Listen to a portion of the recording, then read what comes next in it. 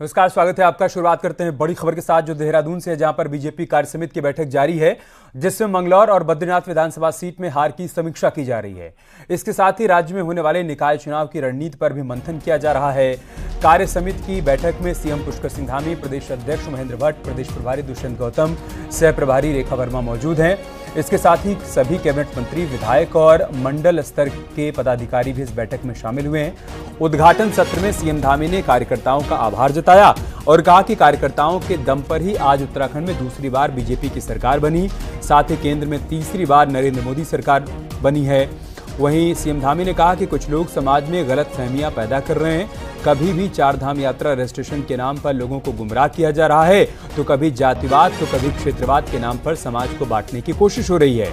CM Dhami ने कहा कि शेर की खाल में छिपे ऐसे भेड़ियों को मेरा संदेश है कि उनकी चाल हम सफल नहीं होने देंगे।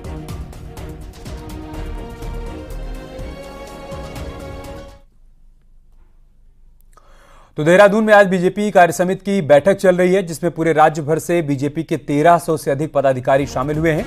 इस मौके पर सीएम पुष्कर सिंह धामी ने यूसीसी को लेकर बड़ी बात कही। उत्तराखंड में 9 नवंबर से पहले यूसीसी लागू हो जाएगा और उत्तराखंड यूसीसी लागू करने वाला सबसे पहला प्रदेश बन जाएगा। आपको बता दें कि 9 नवंबर को राज्य का स्थापना दिवस भी होता है।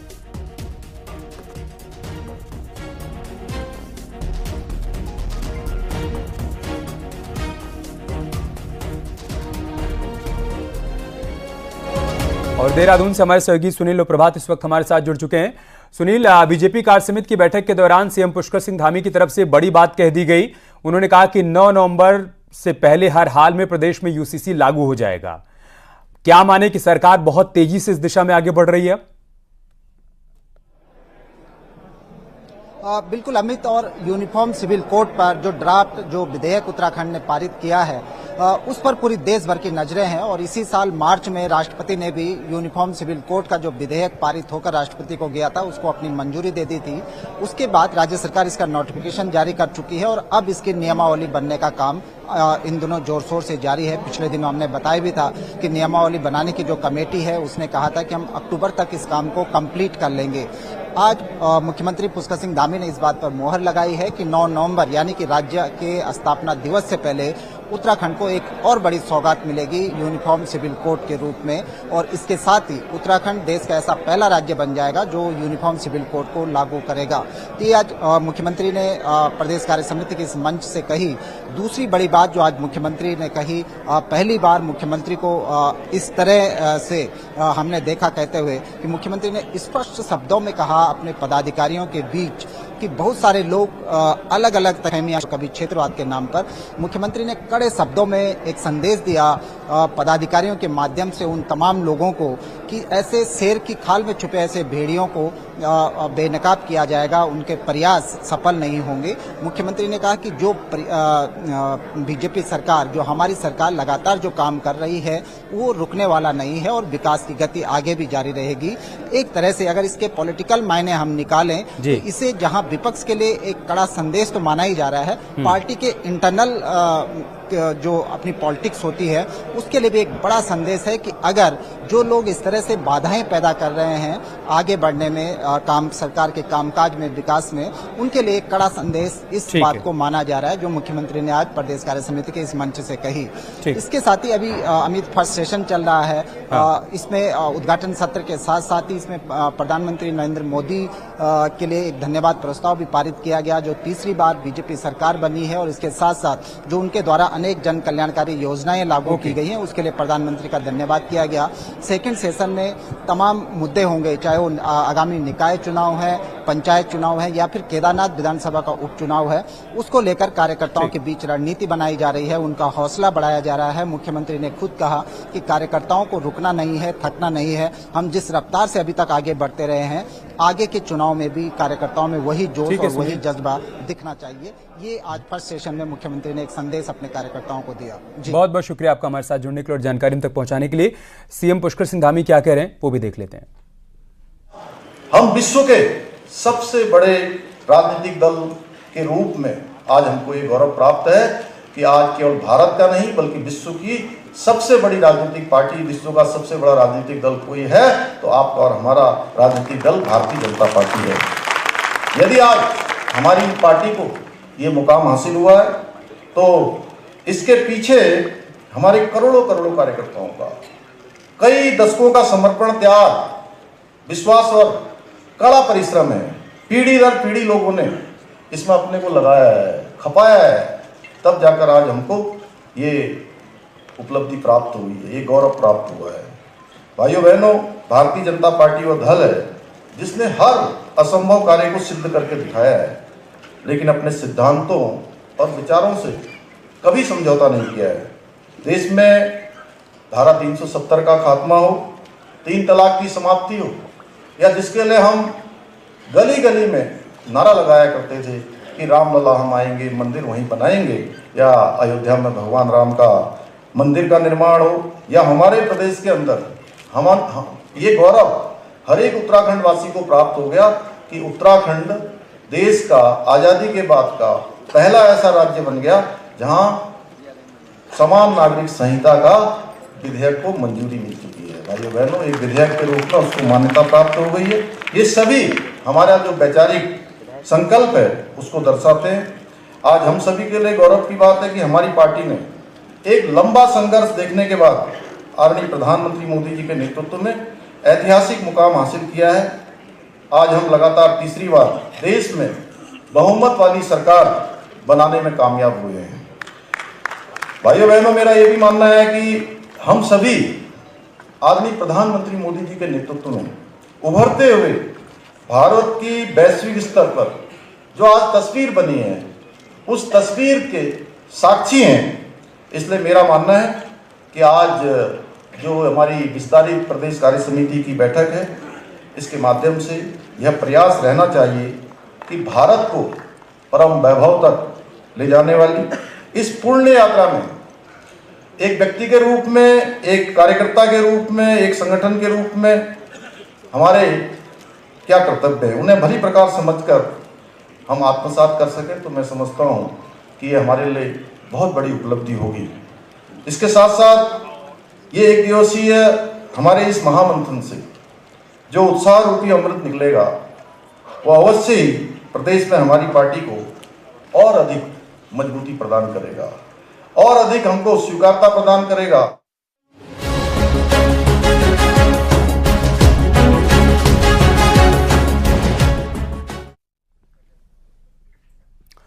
खबर कोटद्वार से, जहां पर मालन नदी पर बने पुल को टूटे तकरीबन 1 साल से ज्यादा का समय बीत चुका है, लेकिन दोबारा से पुल का निर्माण कार्य बहुत धीमी गति से चल रहा है। उधर बरसाती नदी पर बना वैकल्पिक रास्ता भी बारिश की भीड़ चढ़ चुका है, जिससे अब ग्रामीण हर रोज अपनी जान हथेली पर रखकर उफनती नदी को पार करने को मजबूर हैं। स्कूली बच्चे मालन नदी के रास्ते ही अपने स्कूल जा रहे हैं। ग्रामीण बाइक और गाड़ियों से उफनती नदी को पार कर रहे हैं और ये सब कुछ खतरे को दावत दे रहा है।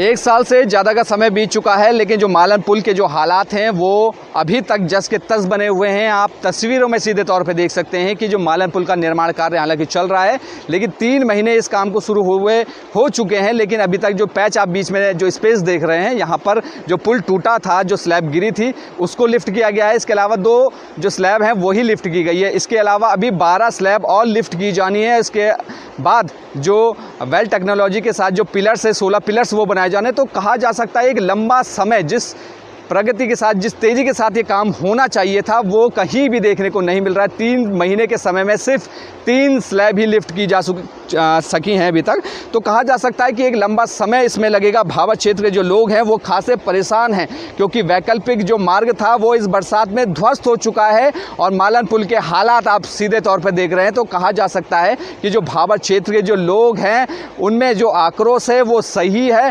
कांग्रेस भी लगातार प्रदर्शन कर रही है। हाल ही में कांग्रेस ने प्रदर्शन पुल में किया था। पुल के निर्माण कार्य में जो धीमी गति से निर्माण कार्य चल रहा है उसको लेकर उन्होंने अपना आक्रोश भी जताया, और जो भावर क्षेत्र के जो लोग हैं वो खासे आक्रोशित है सरकार को लेके, प्रशासन को लेके। अनुपम भारद्वाज, न्यूज़ 18, कोटद्वार।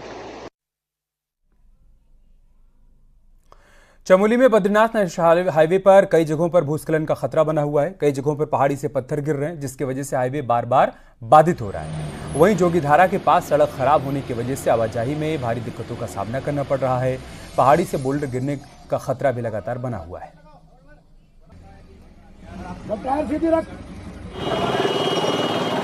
बद्रीनाथ राष्ट्रीय राजमार्ग पे जोगीधारा के पास मैं मौजूद हूँ और ये मार्ग जो है वो 12 जुलाई की शाम को यातायात के लिए खुल चुका था, लेकिन अभी भी इस रास्ते पर बहुत ज़्यादा फिसलन है। जैसी रात को बारिश हो रही है तो यहाँ पे वाहनों का चढ़ना बहुत ज़्यादा मुश्किल हो रहा है। आप देखिए जो ये वाहन इस समय ऊपर की तरफ चढ़ रहे हैं तो कीचड़ में फंस रहे हैं लोग, बड़ी मुश्किल से यहाँ पे वाहन को ऊपर चढ़ा रहे हैं। अभी यहाँ पे ट्रक जो बड़े बड़े वाहन है, जो मालवाहक वाहन है, उनका चढ़ना काफ़ी मुश्किल हो रहा है। तो कहीं ना कहीं जो दिक्कतें हैं वो ज़रूर यहाँ पे देखी जा रही है। हालांकि कोशिश है कि इस रास्ते को ठीक कर दिया जाए, लेकिन मुश्किल भरे हालात है। यहाँ पे कुछ लोग भी खड़े हैं।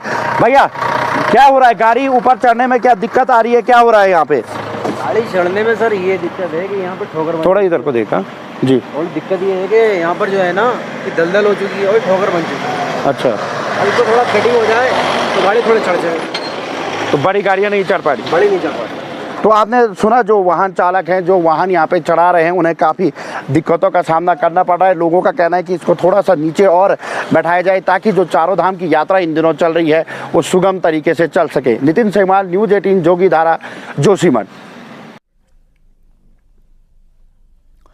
उधर पौड़ी में थोड़ी सी बारिश में ही सड़कों पर जलभराव हो जा रहा है। शहर में ड्रेनेज की व्यवस्था नहीं होने के चलते बारिश के बाद नालों का पानी कोटद्वार नेशनल हाईवे और शहर की दूसरी सड़कों पर बह रहा है। बारिश ज्यादा होने पर सड़कों का पानी लोगों के घरों के अंदर भर रहा है, जिसकी वजह से लोग परेशान हो रहे हैं। वो नाली की वजह से प्रॉब्लम्स हैं। वहाँ पर जो नाली है उसमें जो है गाड़ियाँ खड़ी कर दी जाती है, उसमें टायर रख दिए जाते हैं जिससे कि पानी जो है नाली में ना बहकर रोड पे बहने लगता है, जिसके कारण ये दिक्कतें आ रही हैं। कुछ पौड़ी वाले जो अर्बन एरिया हैं वहाँ पे ड्रेनेज वगैरह की प्रॉब्लम के कारण कुछ पैचेस वगैरह हुए हैं। 22 जुलाई से शुरू हो रही कांवड़ यात्रा की तैयारियां करीब करीब पूरी हो चुकी हैं। वहीं पुलिस के कांवड़ियों के लिए रूट प्लान भी तैयार हो चुके हैं। इसके साथ ही कांवड़ियों की टूरिस्ट प्लेस में जाने पर रोक रहेगी, यानी कि डीजे और कांवड़ियों की वेशभूषा में कांवड़ियों को टूरिस्ट प्लेस में नहीं जाने दिया जाएगा। नॉर्मल कपड़ों में टूरिस्ट प्लेस में जा सकते हैं। पिछले साल मसूरी में कांवड़ियों का लोगों के साथ बवाल हो गया था और इसको लेकर इस बार ये रोक लगाई गई। कांवड़ी जो है मसूरी या अन्यत्र जो टूरिस्ट स्पॉट है वहाँ भी चले जाते हैं और लोकल व्यापारियों के साथ कहीं रेट को लेकर या किसी अन्य चीज़ों को लेकर उसमें झगड़े की संभावना भी रहती है और ऐसे वाद विवाद पूर्व में भी आए। तो इस बार कोशिश है कि जो हमारा जो हरिद्वार है, जो नीलकंठ है, जहाँ पर कांवड़ियों का डेस्टिनेशन जाने का है, जल चढ़ाने का है, वो उन जगहों पर जाएँ। टूरिस्ट स्थानों पर अगर वो जाते हैं तो कांवड़ भेष में न जाकर वो नॉर्मल टूरिस्ट के रूप में जा सकते हैं। उत्तरकाशी में कांवड़ यात्री गंगोत्री धाम जल भरने को पहुंचने लगे हैं, लेकिन गंगोत्री धाम तक जगह जगह बने लैंडस्लाइड जोन बारिश में कांवड़ यात्रियों के लिए मुसीबत बन सकते हैं।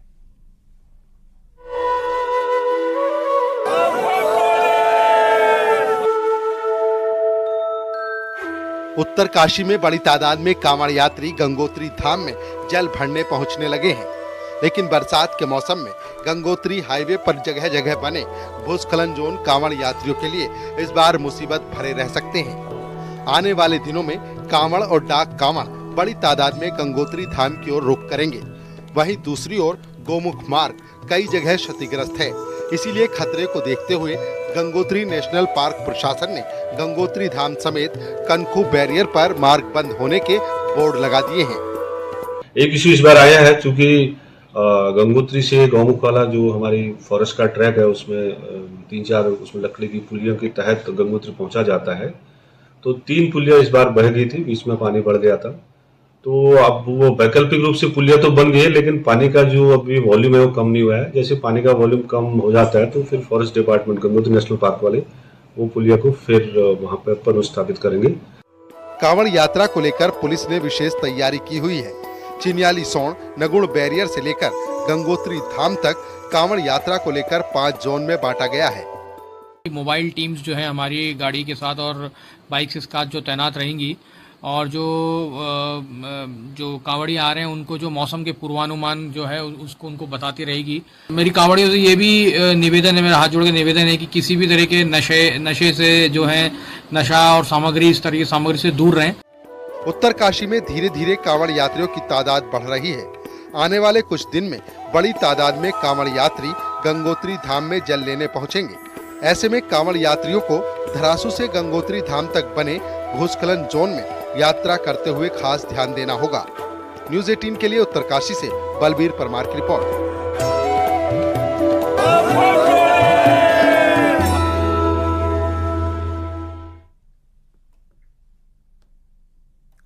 उधर ऋषिकेश में भी कांवड़ यात्रा की तैयारियां अंतिम दौर में है। गंगा घाट पर कांवड़ियों के स्नान की व्यवस्था की गई है।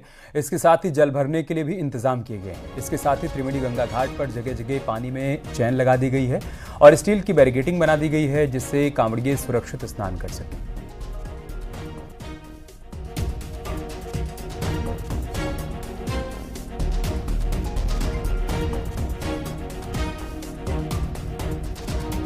इस वर्ष भी ज़्यादा से ज़्यादा कांवड़ी आने की संभावना है, इसलिए गंगा जी के किनारे पर स्टील की रेलिंग के साथ साथ लोहे के पिलर और चैन की व्यवस्था की गई है, ताकि कांवड़ियों को किसी तरह की सुविधा न हो और वो सुरक्षित स्नान कर सकें।